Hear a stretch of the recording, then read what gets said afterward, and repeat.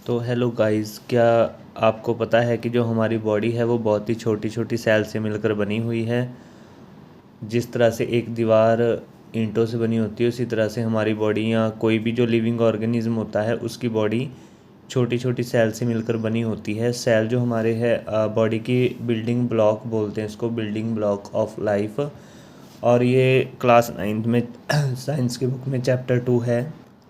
और ये class 9th science की बुक में चैप्टर 2 में सेल के बारे में दिया हुआ है। तो आज हम इस चैप्टर की थोड़ी स्टडी करते हैं। इसके बाद हमारे पास इसके नोट्स हैं, उनको रिवाइज करेंगे। तो देखिए इसमें क्या क्या पॉइंट्स दिए गए हैं। अब जो नई बुक आई है उसमें ये चैप्टर थोड़ा सा चेंज हुआ है। ज़्यादातर जो टॉपिक है इसमें वो तो पुरानी बुक वाले ही हैं, लेकिन थोड़े पॉइंट्स जो हैं वो चेंज हुए हैं। तो आज इसमें हम मेन जो पॉइंट्स हैं उनको रीड करते हैं। सबसे पहले देखिए थर्मोफाइल्स के बारे में रीड करते हैं। तो थर्मोफाइल्स क्या होते हैं? तो the organism living in these hot springs are mostly heat loving bacteria called thermophiles. तो जो हीट लविंग बैक्टीरिया होते हैं, मतलब ऐसे बैक्टीरिया जो गर्म जगह पर रहना पसंद करते हैं, उनको थर्मोफाइल्स बोलते हैं। तो उसके बाद नेक्स्ट पॉइंट इसमें हमारे पास आता है कि दो तरह के ऑर्गेनिज्म होते हैं, यूनिसेल्युलर और मल्टी सेल्युलर। इसको हम अंडरलाइन कर लेते हैं, यूनिसेल्युलर और मल्टी सेल्युलर। तो यूनिसेल्युलर ऑर्गेनिज्म क्या होते हैं? तो यूनिसेल्युलर ऑर्गेनिज्म वे होते हैं जो केवल एक ही सेल से बने होते हैं, और मल्टी सेल्युलर ऑर्गेनिज्म वे होते हैं जो एक से ज़्यादा सेल से बने होते हैं। तो यूनिसेल्युलर ऑर्गेनिज्म में जैसे कि कुछ बैक्टीरिया होते हैं या फिर यीस्ट वगैरह होते हैं, ये सब यूनिसेल्युलर ऑर्गेनिज्म है। और मल्टी सेल्युलर ऑर्गेनिज्म में जैसे कि ह्यूमंस हैं, एनिमल्स हैं, बर्ड्स हैं, ये सब क्या है? मल्टी सेल्युलर ऑर्गेनिज्म है। या फिर प्लांट्स हैं, ये सब मल्टी सेल्युलर ऑर्गेनिज्म में आते हैं। और फिर यहाँ पे एक टेबल दी गई है, इसमें दिखाया गया है कि किस किस कौन कौन से ऑब्जेक्ट्स को हम किस तरह से देख सकते हैं। कौन से ऑब्जेक्ट हैं जिन्हें हम डायरेक्ट देख सकते हैं बिना किसी डिवाइस के, और कौन से ऑब्जेक्ट हैं जिन्हें हमें देखने के लिए माइक्रोस्कोप की नीड होती है। तो जैसे यहाँ पे देखिए सेल्स दी गई हैं, प्लांट सेल, एनिमल सेल। तो इनको देखने के लिए हमें लाइट माइक्रोस्कोप की नीड होती है। लाइट माइक्रोस्कोप की हेल्प से हम एक सिंगल सेल को स्टडी कर सकते हैं, देख सकते हैं। उसके बाद यहाँ पर पॉइंट आता है how to study cells. Cells को स्टडी कैसे किया जाता है? तो सेल को स्टडी करने के लिए माइक्रोस्कोप का यूज़ किया जाता है। लाइट माइक्रोस्कोप से हम केवल सेल को ज़्यादा डीप स्टडी नहीं कर सकते हैं, लेकिन इलेक्ट्रॉन माइक्रोस्कोप इसमें दिया हुआ है। ये इलेक्ट्रॉन माइक्रोस्कोप से हम इसको डीपली स्टडी कर सकते हैं। अगले पेज पे फिर हमें दिया गया है इस चैप्टर में, यहाँ पे लाइट माइक्रोस्कोप की एक डायग्राम दिखाया गया है। इसमें किस तरह से हम इसमें सेल को रख के इसकी स्टडी कर सकते हैं, और नीचे इलेक्ट्रॉन माइक्रोस्कोप भी दिया गया है। उसके बाद अगला टॉपिक इसमें हमारे पास आता है। इसमें मेन पॉइंट हम रिवाइज करेंगे structure of a cell, cell की स्ट्रक्चर के बारे में। तो देखिए यहाँ पे बहुत सारे मेन क्वेश्चन इसमें बनते हैं इस चैप्टर से। तो सेल की स्ट्रक्चर के बारे में सबसे पहले हमारे पास सेल मेम्ब्रेन आएगा। तो सेल मेम्ब्रेन एक बहुत ही इम्पोर्टेंट पार्ट है इसमें। तो इसको पहले रीड करते हैं, इसकी थ्योरी, इसकी definition. Cell membrane is a thin boundary, एक पतली बाउंड्री होती है, दैट सराउंड्स अ सेल, जो सेल के चारों तरफ होती है, एंड प्रोटेक्ट इट्स कंटेंट, और इसके कंटेंट को प्रोटेक्ट करती है। जो सेल मेम्ब्रेन है वो एक बाउंड्री होती है, एक चार दीवारी होती है सेल के चारों तरफ, और सेल के अंदर जो कंटेंट होते हैं, जो ऑर्गेनल्स होते हैं, उनको प्रोटेक्ट करती है। और इसको हम प्लाज्मा मेम्ब्रेन भी कहते हैं। ये इंपॉर्टेंट पॉइंट है, सेल मेम्ब्रेन को प्लाज्मा मेम्ब्रेन भी कहते हैं।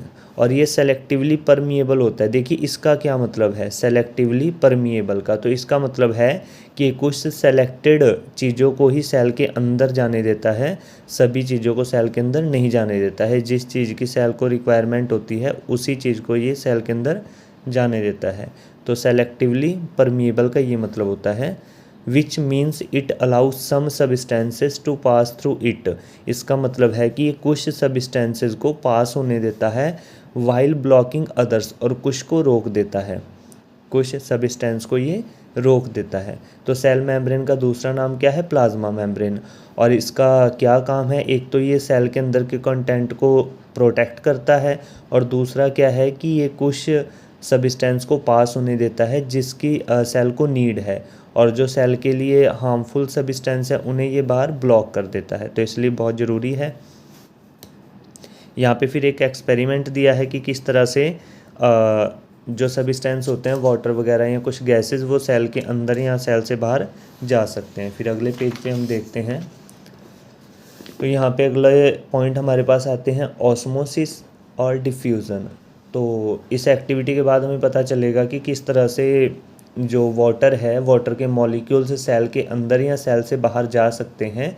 तो इस मोमेंट को हम ऑस्मोसिस बोलते हैं। तो ऑस्मोसिस क्या होता है? Movement of water through a selectively permeable membrane. जब इस तरह के मेम्ब्रेन से वाटर की मूवमेंट होती है तो इस प्रोसेस को ऑस्मोसिस बोला जाता है। और डिफ्यूज़न भी सेम ही है, लेकिन डिफ्यूज़न में क्या होता है कि जो गैस के पार्टिकल्स हैं वो मूवमेंट करते हैं। Diffusion is the movement of particles from a higher to a lower concentration. तो ये दोनों प्रोसेस सेम है, बस ऑस्मोसिस वाटर मॉलिक्यूल्स के लिए यूज़ किया जाता है और डिफ्यूज़न बाकी सभी पार्टिकल्स के लिए यूज़ किया जाता है। इसमें भी हायर कंसनट्रेशन से लोअर कंसनट्रेशन की तरफ मूव करते हैं। तो यहाँ पे इसकी एक थोड़ी सी एक्टिविटी दी गई है इसमें समझाने के लिए कि 3 तरह के सॉल्यूशन होते हैं: आइसोटोनिक सॉल्यूशन, हाइपोटोनिक सॉल्यूशन और हाइपरटोनिक सॉल्यूशन। आइसोटोनिक सॉल्यूशन में क्या होता है कि अगर हम सेल को रख देते हैं तो उसमें कोई भी चेंज नहीं आएगा, ना तो वाटर उससे बाहर आएगा ना ही एक्स्ट्रा वाटर उसके अंदर जाएगा, सेल का साइज जो है वो वैसा ही रहेगा। और हाइपोटोनिक सॉल्यूशन में क्या होता है कि जो सेल होती है वो फूल जाती है, क्योंकि जो बाहर वाटर मॉलिक्यूल्स होते हैं वो सेल के अंदर चले जाते हैं।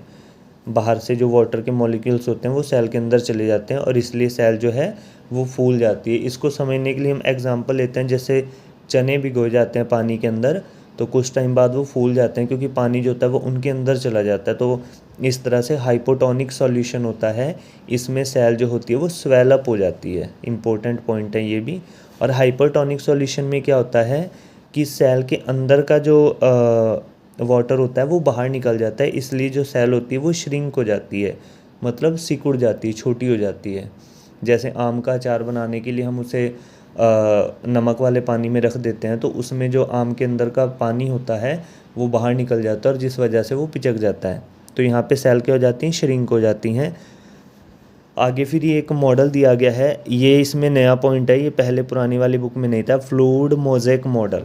तो ये क्या करता है? ये एक्सप्लेन करता है कि जो हमारा सेल मेम्ब्रेन है उसकी स्ट्रक्चर किस तरह से होती है।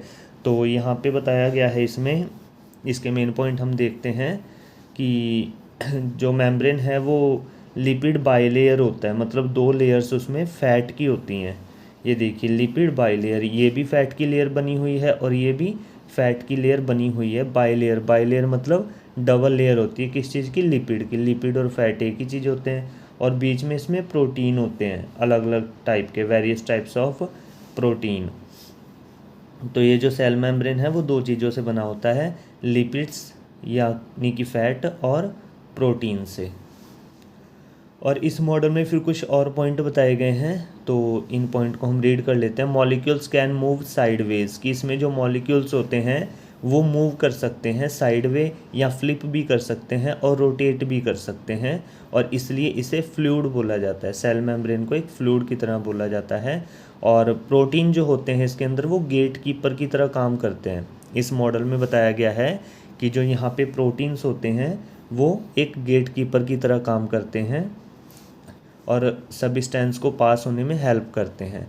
और इसमें अगला पॉइंट हमारा आता है कि एक जो एक डिज़ाइन की तरह ये रहते हैं, जो इसके मॉलिक्यूल्स होते हैं वो एक डिज़ाइन की तरह रहते हैं, इसलिए इसको मोज़ेक मॉडल बोला जाता है। इसलिए इसको मोज़ेक मॉडल बोला जाता है। मोज़ेक एक डिज़ाइन का नाम होता है, टाइल्स का डिज़ाइन होता है। अब इसमें दोबारा से फिर एक एक्टिविटी आती है और नेक्स्ट पॉइंट उसके बाद आता है cell wall. Cell wall, outer covering of cells, cells के आउटर कवरिंग होती है, मतलब बाहर वाली कवरिंग होती है ये। तो cell wall only plant cell और बैक्टीरियल सेल में होती है, एनिमल सेल में नहीं होती है। तो ये सेल मेम्ब्रेन के बाहर होता है। देखो इसकी हम डेफिनेशन रीड करते हैं।